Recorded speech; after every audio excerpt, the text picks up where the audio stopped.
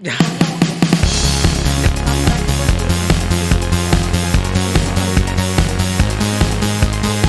Di IC Talk. Mohon maaf Bapak Ibu.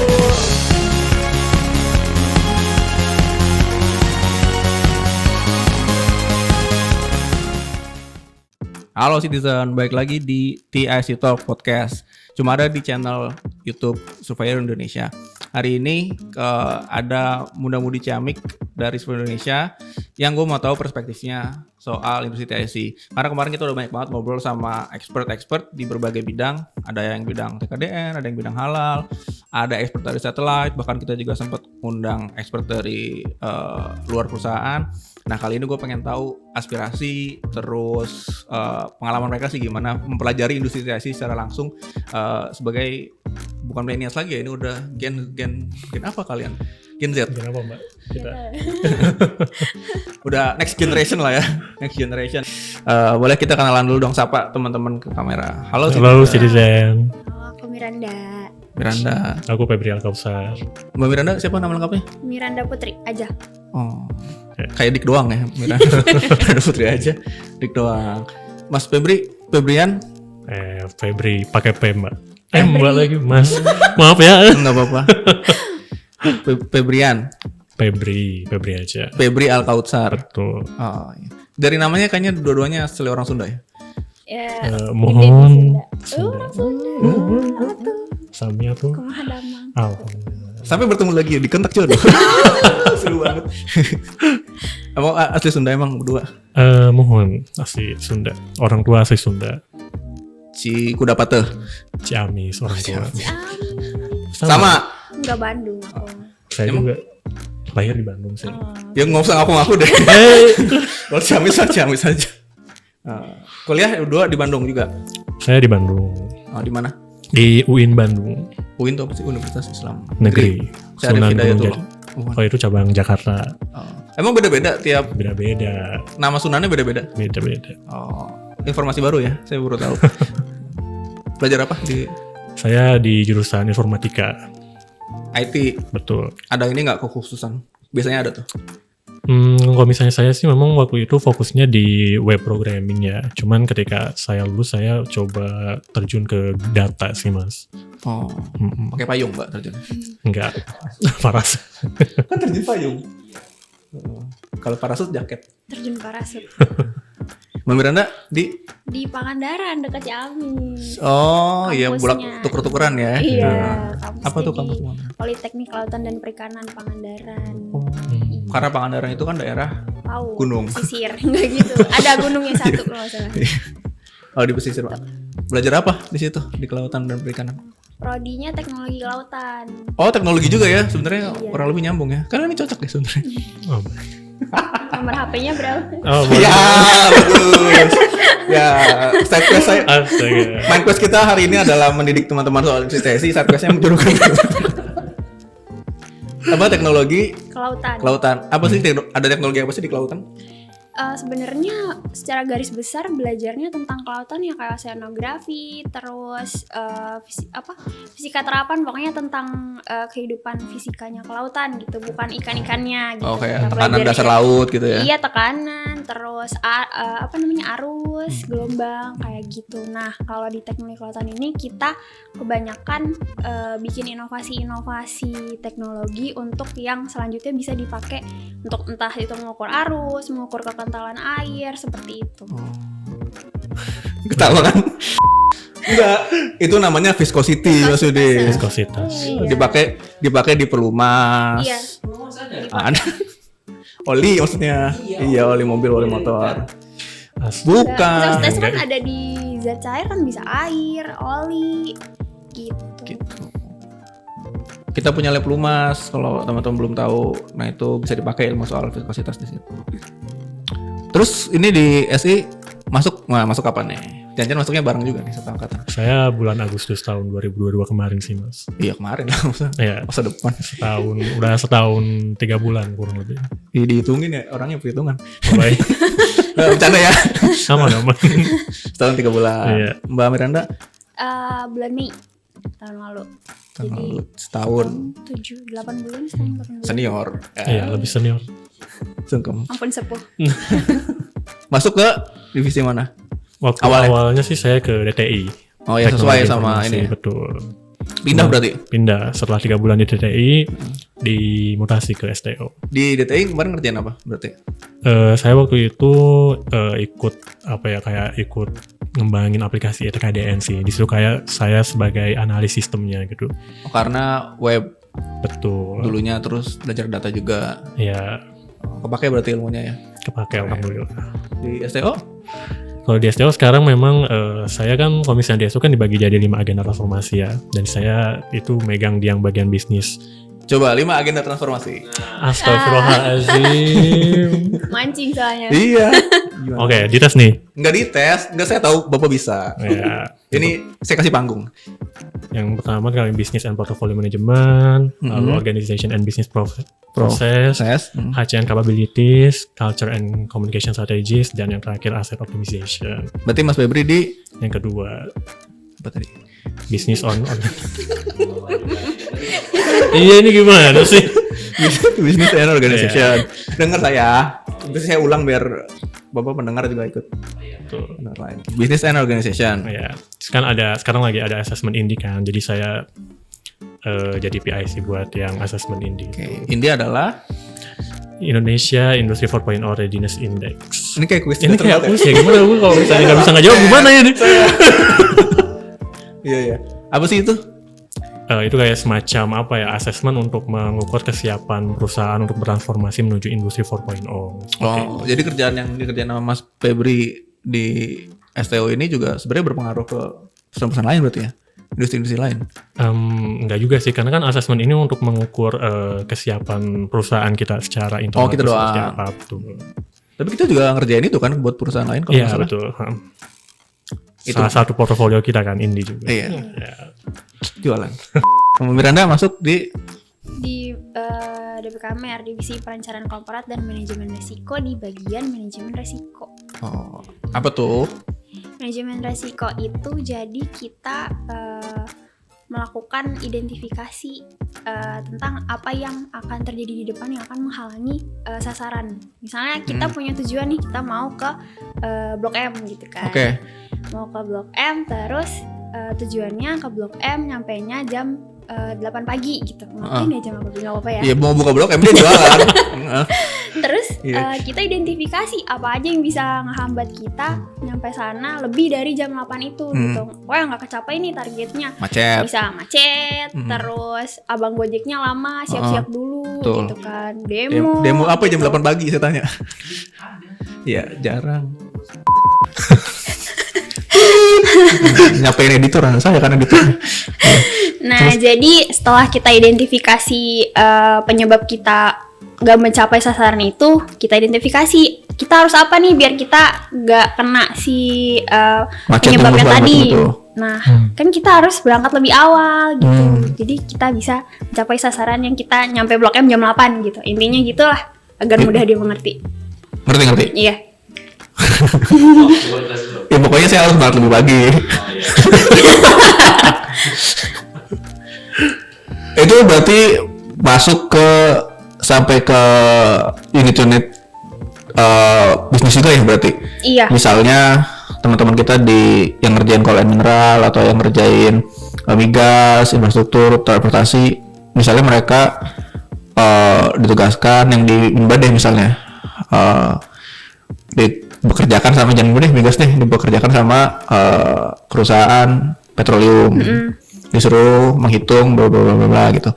Terus supaya proyek itu tidak menemukan kendala atau resiko gitu ya, itu yang dinilai ya. Iya, jadi kan biasanya kalau udah proyeknya jalan itu ada kontrak ya. Nah, sasaran kita itu dari kontraknya diambilnya. Misalnya pekerjaannya selesai selama berapa bulan, nanti apa aja yang menghambat, kayak gitu-gitu sih. Ini kan kita industrinya macam-macam yang kita layanin ya. Dari yang di tambang, ada yang di hutan-hutan, ada yang di tengah laut, ada yang bahkan di perkotaan gitu jauh banget berbeda sama yang di tengah laut, ada sampai kabupaten kota juga kita ngelayanin ke pemerintahan juga gitu. Itu identifikasi resikonya challenging nggak sih? Karena banyak perbedaan atau poin-poin yang harus diperhatikan sama Miranda dan teman-teman KMR. Iya challenging, tapi sebenarnya manajemen resiko di PTSI ini hanya sebagai fasilitator. Jadi yang mengetahui resikonya sendiri kan pemilik resikonya, yang menjalani proses bisnisnya gitu. Jadi kita tugasnya hanya mengulik penyebab apa dan mitigasi apa yang dibutuhkan buat mencapai sasaran itu. Tapi ya kita juga harus paham sedikit demi sedikit lah proses bisnis yang mereka lakukan itu apa gitu. Tapi balik lagi ke pemilik resikonya, kalian punya masalah apa gitu kan, gitu sih. Oke, berarti selama 1 tahun 6 bulanan nih. 1 tahun 8 bulanan ini berarti Miranda udah lumayan banyak terpapar dari berbagai industri lah ya. Iya. Risiko-risiko apa yang biasanya terjadi di industri-industri tersebut gitu. Banyak banget. Emang selama ini boleh dong cerita kalau gitu. Selama ini apa ya bukan temuan ya, hal yang Miranda temukan yang net, oh ternyata di dalam proses pekerjaan ini tuh bisa terjadi hal seperti ini ya gitu. Pertama mungkin karena backgroundnya kelautan ya, jadi awal-awal shock karena ini apa gitu kan. Nah terus udah mulai kesini-sini ternyata banyak resiko-resiko yang baru tahu gitu, kayak yang istilah-istilah baru kayak one prestasi, terus apa ya, banyak ya tuntutan juga kayak gitu. Jadi kaget, tapi sampai sekarang udah paham lah, insya Allah udah bisa ngikutin alurnya gitu. Lebih ke itu ya, apa, istilah-istilah hukum lah ya. Iya, banyak istilah-istilah bisnis dan hukum yang belum paham di awal-awal gitu kan. Itu sih. Oke. Nah, berarti kan teman-teman berdua ini sebelum masuk ke sini tahu nggak ada namanya industri TSI? Jujur aja, nggak apa-apa. Saya jujur belum sih. Baru denger ya? Iya, baru denger. Miranda juga? Kalau aku dulu sempat magang sebenarnya di proyeknya Sisup cabang Surabaya yang di Banyuwangi. Oke. Sekitar 3 bulan itu mereka proyeknya pemastian kalau nggak salah. Jadi sebagai verifikator untuk BBM yang Pertamina Tanjungwangi itu kalau nggak salah. Nah jadi mereka akan ke monitoring. Jadi di situ tahu kalau misalnya kalau SI itu bergerak di bidang pemastian, verifikasi kayak gitu. Nah, tapi tentang TIC yang ada sertifikasi, terus ada jasa audit juga sih baru tahu semenjak kerja langsung di SIHO sih. Ya. Gitu. Betul. Berarti ya TIC memang bukan cuma verifikasi aja ya. Sama survei, ada juga sertifikasi, bahkan ada konsultasi juga di beberapa khusus gitu. Intinya TIC itu kan seperti yang teman-teman kalau rajin nonton dari kemarin, kita bergeraknya sebagai supporting dari banyak industri gitu, supaya industri-industri itu ya memenuhi standar, memenuhi regulasi, memenuhi standar internasional gitu, memenuhi standar keamanan juga gitu, supaya nanti masyarakat penggunanya menggunakan dengan aman gitu. Betul? Betul. Nah kan setelah udah masuk nih sekarang nih, udah setahun sekian, udah ada dong berarti semakin tahu dong soal industri TIC, iya nggak? Iya dong. Iya. Coba nggak mau ngetes, cuma mau nanya aja. Setelah masuk ke industri TIC itu ada hal baru nggak sih yang dipelajarin soal industri ini ya gitu? Misalnya, oh ternyata kalau oli itu harus diuji ya, ke kentalannya gitu, baru bisa dapat cap SNI, baru bisa dijual ke masyarakat gitu. Oh ternyata BBM itu harus diukur ya beratnya, dari offshore sampai masuk ke tangki, sampai masuk ke apa sih, pom mini sampai masuk ke mau bensin itu diukur ya, harus sama gitu jumlahnya. Apalagi ya yang banyak orang belum tahu ya soal industri TIC ya, kelistrikan apa ya? Oh iya betul. Terus ini right of way juga, kalau bikin tiang listrik itu harus memperhatikan. Bukan ya? Itu kan tiang listrik. Iya. Ya kalau bikin jaringan listrik itu networkingnya, maksudnya networking tuh jalur listrik itu jalurnya harus memperhatikan. Jangan sampai dulu pernah ada kasus nabrak pohon ya kalau nggak salah ya. Nah itu, ya itu kurang pemeriksaan ROW berarti. Terus apalagi ya? Ya halal juga, makanan halal, cap-cap halal itu tidak serta-merta didapatkan begitu saja. Ada kita yang uji di belakangnya. Terus komponen dalam negeri segala macam juga ada kita yang uji di belakangnya.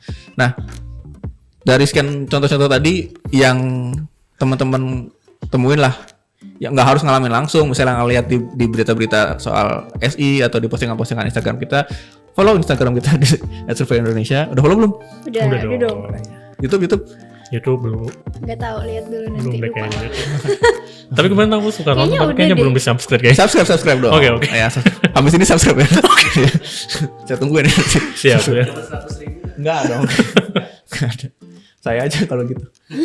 Ya dari sekian banyak contoh tadi atau yang pernah lihat sendiri, pernah dengar sendiri gitu. Ada pekerjaan itu di industri TIC itu apa coba? Boleh cerita nggak? Sebenarnya tadi mau nyebutin yang beberapa yang udah disebut Mas Sam sih.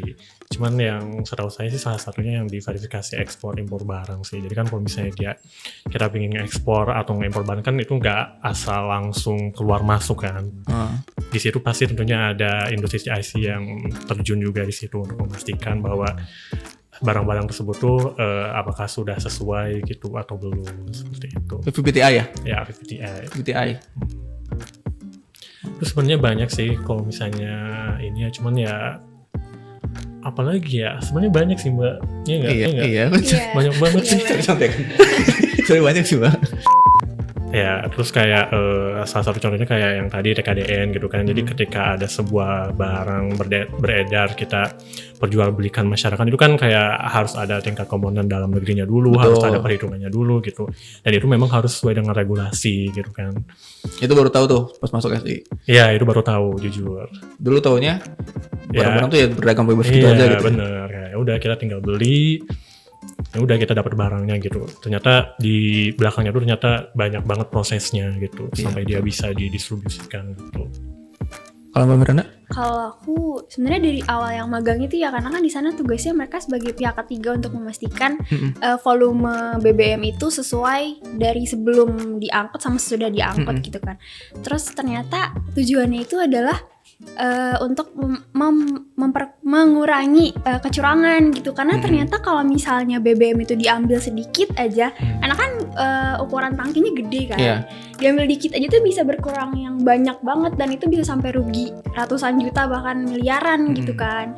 Nah, Merugikan negara lah ya, itu kan aset negara ya. Ternyata fungsinya SI tuh kayak gitu. Terus juga kemarin TKDN ngapain sih dicek-cek komponen dalam negeri gitu kan. Terus ternyata tujuannya adalah untuk meningkatkan penjualan di dalam negeri gitu. Karena kan kalau misalnya nggak ada peraturan pemerintah tentang TKDN ini, bebas aja beli di mana yang dari impor lebih murah gitu kan, yang Shopee gitu kan. Kayak gitu sih, baru tahu semenjak kerja di sini. Betul, terutama juga buat ini ya, komponen-komponen bahan baku ya, yang kadang-kadang juga pabrik-pabrik suka outsourcing dari luar negeri, padahal di dalam negeri banyak sumber daya yang bisa dimanfaatkan gitu. Dan meningkatkan perekonomian lokal secara juga gitu kan. Iya benar, betul. Termasuk teman-teman UMKM juga ya dapat keuntungan dari KDN. Mantep ya, dulu 1 tahun udah banyak ilmunya. Alhamdulillah. Keren. Tahu dari mana? TIC tuh. Ya, soalnya kan waktu itu kan saya di DTI juga kan kebetulan yang mengembangkan sistem ITKDN itu. Jadi kayak saya penasaran ITKDN apaan gitu kan. Oh ternyata dia masuk ke jasa kita juga gitu. Dari situ kayak saya ya cari tahu terus nanya-nanya juga gitu kan. Kita juga in charge sama DBS infrastruktur kan. Jadi kayak ya udah saya nanya-nanya juga ini tuh apa sih Mbak? Gitu. Nah, ini pertanyaan yang waktu itu sama Mas Rido, salah satu host kita, sempat ditanyain di episode 1, ditanyain ke Pak David, bukan ditanyain sih, Pak David ngasih contoh betapa sulitnya menjelaskan ke mertua atau orang tua soal lu kerja di mana. Iya. Nah ini kemarin kan Pak David nyontohin, nah ini langsung nih pasti bingung orang tua kalau ditanya udah kerja di mana. Pernah ngalamin gitu nggak? Maksudnya tuh kayak bingung ngejelasin kita kerja di mana. Kerja apa? Di TIC apa itu gitu. Betul. Sampai sekarang sih masih kayak bingung. gitu sih, masih kayak gitu. Nggak bingung sih, maksudnya kayak ketika kita ngejelasin nih misalnya kita kerja di industri TIC gitu, tapi teman-teman tuh pada nggak tahu gitu itu tuh apa gitu. Terus emang Mas Bebe jelasinnya gimana? ya intinya kalau barang yang lu pakai itu ya di belakangnya ada kita yang ngerjain gitu. Yes. Asik. Mbak Miranda juga gitu? Kalau dari orang tua sih, keluarga sebenarnya enggak, karena kan mereka taunya aku di bagian manajemen resiko kan. Itu jadi umum lah udah ya. kebayang gitu. Tapi ketika teman-teman atau dosen gitu kan yang dulu di kampus nanyain sekarang di mana di Surveyor Indonesia, itu perusahaannya bergerak di bidang apa ya gitu iya. kan. Itu TIC kan, kalau saya ngomong TIC kan enggak ini ya, Iya, pada nggak tahu mudah. kan, jadi bilang oh jadi S itu ngerjain kayak sertifikasi, pemastian, terus ada sertifikasi halal, ada TKDN kayak gitu-gitu ngerjainnya, baru mereka paham gitu. Kadang ayo TKDN apaan gitu ya, jadi jelasinnya bahasanya segampang mungkin yang mereka ngerti betul. sih sebenarnya. Kayak contoh lah ya, contoh langsung Iya. masyarakat gimana gitu. Contoh juga nih buat teman-teman yang pada ditanyain di rumah, coba jawablah seperti mereka. Supaya keluarga, rekan-rekan, teman-teman kampus, dosen, pacar, mantan pacar semua tahu soal industri TIC. Karena ya emang belum banyak yang tahu ya Iya. soal industri TIC, padahal peran kita nggak lumayan sih ya, cukup besar lah buat kelangsungan perekonomian Indonesia di berbagai industri gitu. Nah, agak geser dikit nih, kita ngomong yang agak santai lah ya. Oke. Sebagai anak-anak muda yang sekarang lagi di kantor kita, ya kebetulan di sini juga ada Mas Yudis nih. Iya. Bukan, maksudnya Mas Yudis kan koordinator culture, Wih. ya dong. Nah udah ngangguk nih, udah tau lah ya arahnya kemana. Coba komentari Mas Yudis ke culture itu kan umum lah ya, di berbagai perusahaan tuh ada budaya perusahaan yang masing-masing gitu. Terus KIC ini kan perusahaan yang B2B dan juga mungkin gak seterkenal industri lain ketika teman-teman masih kuliah dulu. Nah ketika teman-teman masuk sini dengan lingkungan kerja teman-teman sekarang, baik yang profesional ataupun yang dengan teman-teman nongkrongnya gitu ya di kantor, juga dengan program-program culture yang digawangi oleh Mas Yudis ini kemarin, kayak misalnya kita sempat ada Mingle Days, ada apalagi program culture, ada diet bersama itu ya, bukan fun, olahraga bersama, ada macam-macam lah. Boleh dong kasih pandangan ketika masuk sini, terus pengalamannya gimana soal culture-nya, terus ada aspirasi nggak sih kayaknya perusahaan tempat aku kerja ini bakal jadi lebih asik kalau ada program KPJD supaya jadi masukan juga nih Mas Yudis. Kalau bayangan pas di kampus pasti BUMN tuh kaku gitu ya. Terus juga karena mungkin BUMN juga udah lama-lama gitu perusahaannya, pasti kan pegawai-pegawainya udah profesional yang udah tua gitu kan. Nah ternyata pas masuk bisa jadi diri sendiri alhamdulillahnya. Terus juga atasan-atasan juga tipe yang mau ngajarin gitu, bukan yang ngejudge gitu kan. Jadi ngajarin, jadi gini-gini. Karena kan awal-awal tuh aku buta banget kan sama proses bisnis kayak gitu. Terus juga di divisi aku tuh ada bapak-bapak yang suka kocak lah pokoknya mah. Jadi sehari tuh nggak ada yang nggak ketawa gitu kan. Jadi happy sih di sini. Terus juga Lingkungan kerjanya menyenangkan lah ya. iya, terus teman-teman yang seumuran juga ngerti aku gitu, ngerti aku bisa jadi diri sendiri. Terus teman-teman yang lain juga jadi banyak teman di sini malahan. Jadi seneng sih masuk ke sini. Pernah ikut program-programnya Mas Yudis? Sering. Apa Sering gue. terakhir Yang ikut? IC Mingle Day waktu itu seru banget itu, seru banget sih. Bisa jadi diri sendiri tuh seru. Mantap. Berarti tahun depan mau lah berarti ikut Mingle Day lagi lah ya? Ikutlah pasti. Ada ini Insya nggak? Allah menang lah.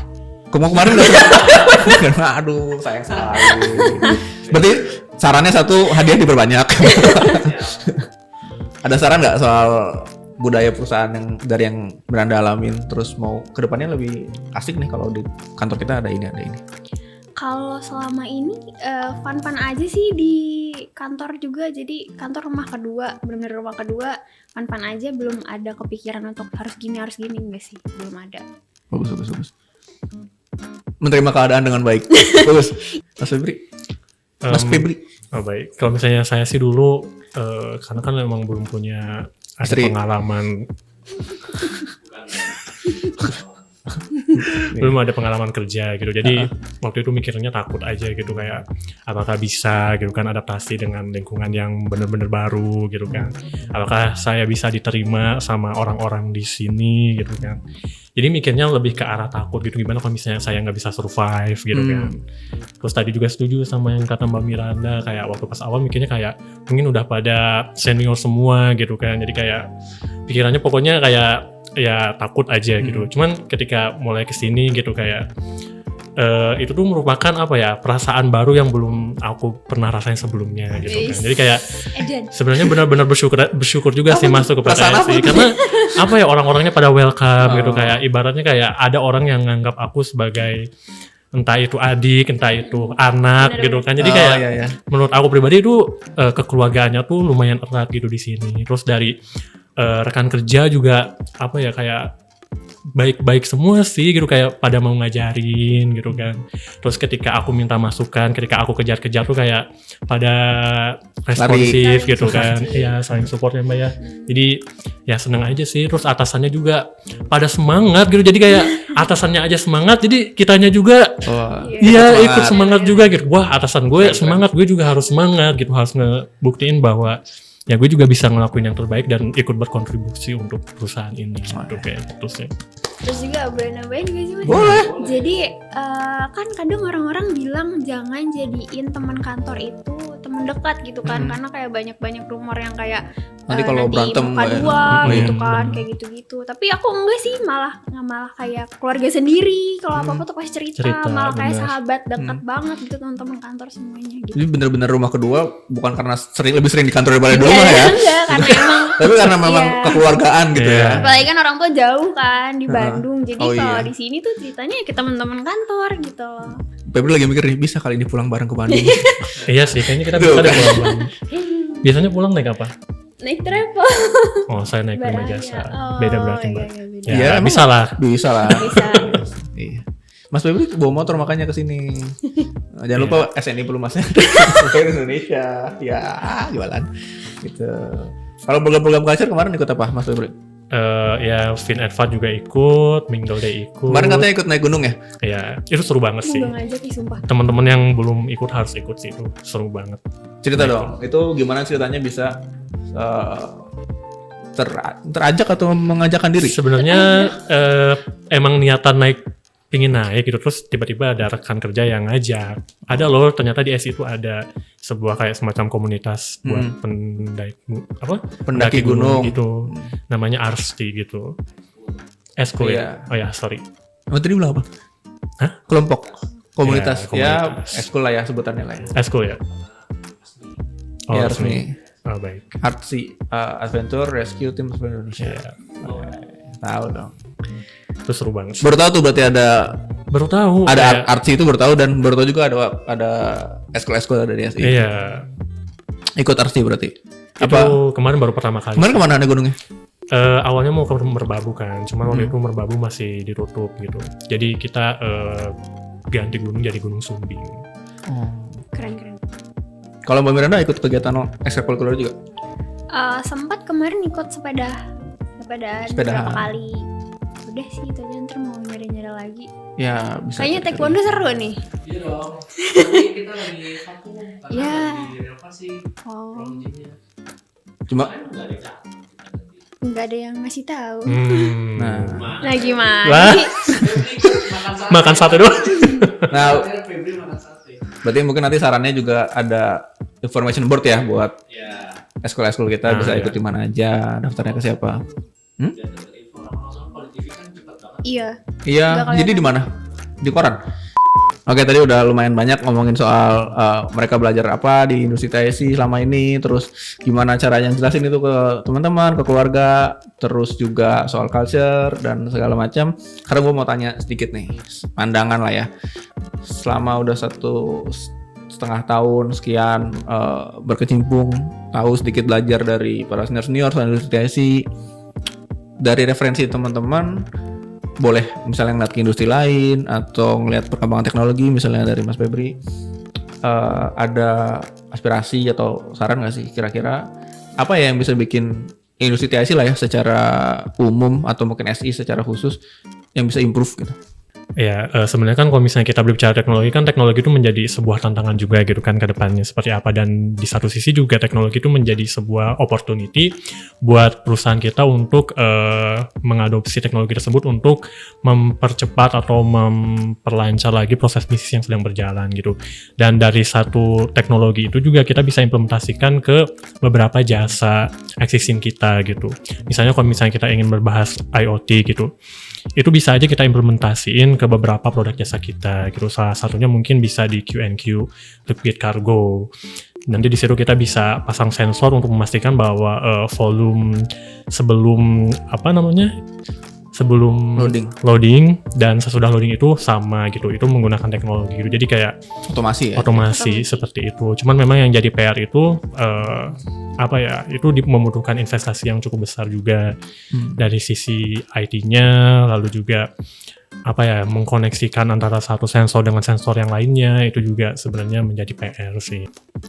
Kalau ngomongin soal pengembangan teknologi itu memang biasanya dilemanya ada di investasi lah ya, karena pengembangan teknologi kan investasinya nggak pernah murah ya, selalu lumayan mahal gitu. Coba kan itu nggak terhindarkan nggak sih kalau menurut gue ya, entah kita investasi sekarang atau ketinggalan di masa depan. Iya betul. Ya kan? Kalau Mbak Miranda? Kalau mungkin ngambilnya dari aspek TIC-nya ya, karena kan tadi masih banyak orang-orang yang belum tahu TIC itu apa gitu kan, apalagi kampus-kampus yang mungkin kurang relevan padahal sebenarnya di SI ini ada gitu pekerjaannya gitu, kayak contohnya yang aku tadi kelautan gitu, sebenarnya ada yang terumbu karang dan lain-lain gitu, tapi kampus aku sendiri nggak tahu kalau misalnya di sini tuh ada gitu kan. Jadi mungkin bisa melakukan sosialisasi atau program-program datang ke kampus atau mengadakan lomba untuk kampus-kampus tertentu gitu. Jadi kita lebih memperkenalkan TIC ini gitu loh. Jadi nanti pas ditanya lagi kerja di mana ya di SI, oh SI yang itu ya, yang gini kan lebih enak gitu kan. Jadi kita nggak cuma branding ke publik aja ya kalau masalah umumnya, tapi ke teman-teman kampus juga ya, karena kan nextnya yang bakal ngisi tempat-tempat kita ini kan teman-teman yang ada di kampus ya. Iya. Tuh keren-keren, karena ya emang iya sih banyak pikirannya kalau kuliah di pertambangan kerjanya bakal di tambang doang gitu. Kuliah di kelautan kerjanya bakal di KPP Kementerian Kelautan gitu, padahal enggak juga sebenarnya. Betul. Kalau gitu ada ini nggak pesan-pesan nggak buat teman-teman yang sekarang lagi menempuh pendidikan di kampus-kampus buat bisa lebih mengenal industri TIC, atau tips-tipsnya nih kalau baru masuk ke SI atau ke ID Survey lah ya, ke perusahaan industri TIC lain, tips-tipsnya supaya, karena kan banyak banget yang harus dipelajarin ya di industri TIC, industrinya macam-macam. Nah kalian kan sudah melewati itu dan sudah mempelajari beberapa hal, boleh dong bagi ke penonton yang lagi nonton terus tertarik buat terjun juga di industri TIC, monggo. Ya, jadi buat teman-teman yang emang ingin memulai karirnya di dunia industri TIC, jangan takut teman-teman, karena kalau misalnya teman-teman udah masuk ke industri TIC ini, banyak banget hal yang bakal teman-teman pelajarin di sini. Kita juga awalnya nggak tahu yang banyak TIC itu apa, tapi di sini kayak kita mulai belajar dan intinya banyak banget hal yang membuat kita kayak wah, ternyata bekerja di industri TIC itu seru ini gitu ya Mbak, banyak hal yang kita pelajari di sini gitu. Cuman pesan dari saya pribadi sih, harus tetap keinginan belajarnya harus sangat tinggi, karena di sini ritmenya juga cukup cepat. Jadi kayak kita harus satset. Nah, tapi dari situ kayak harus adaptif. Ya, tapi dari situ kayak banyak banget yang kita dapat dari sini sih. Mungkin itu aja sih dari aku. Oke. Kalau dari aku sendiri sama sih kayak Mas Febri tadi. Jadi jangan takut, karena sebenarnya pembelajaran terbanyak kita tuh bukan di kuliah tapi di dunia kerja gitu kan. Jadi kalau misalnya kalian mau terjun di dunia TIC dan jurusan kalian gak relevan, gak apa-apa. Yang penting kalian punya tekad dan punya kemauan gitu untuk belajar, itu kalian bakal bisa ngikutin sendiri gitu. Jadi ini nggak usah takut, terus belajar. Jangan kayak aku nggak mau kesini karena ini nggak relevan sama jurusan aku, enggak, karena rezeki nggak ada yang tahu. Ya kita intinya semangat buat masa depan lah, harus mau belajar. Keren. Sedikit kali ya gue nambahin, kalau tadi kan Mas Febri sama Mbak Miranda bilang harus tetap mau semangat belajar. Nah itu pasti kalau di kita sih kita fasilitasi ya semangat belajar teman-teman karena kita ada banyak program pelatihan ya kan, pasti teman-teman juga Betul. sering ngikutin kan pelatihan resiko soal manajemen resiko, Nah, pelatihan soal IT juga. Jadi misalnya takut gue masuk TIC tapi nggak ngerti soal yang diminta, misalnya nggak ngerti soal survei, nanti ada pelatihan soal survei, tenang aja gitu. Oke, cukup sekian episode kali ini. Tetap nonton karena kita masih ada 1 atau 2 episode lagi lah buat penghujung tahun 2023 ini. Nanti sampai jumpa lagi nanti di tahun 2024. Tetap nonton, tetap subscribe, komen, like, share, sebarluaskan soal industri TIC karena mungkin banyak yang belum tahu dan kamu bisa bantu buat ngasih penjelasan ke para penonton yang lain gitu. Oke, terima kasih. Dadah. Dadah.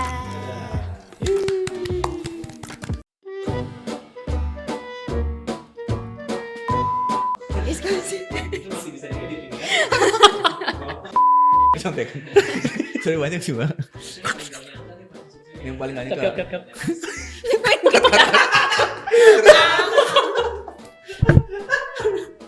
Ya, boleh. Ayo kita ulang. Mangga tuh. Oh enggak. Cut dulu. Kenapa? Tak salah. Pengen ketawa mulu. Tua gitu kan mikirnya. Nah pas masuk ke sini ternyata bisa jadi diri sendiri. Tolong dong. Itu mah pasti bocor. Oke, episode kali ini cukup sekian.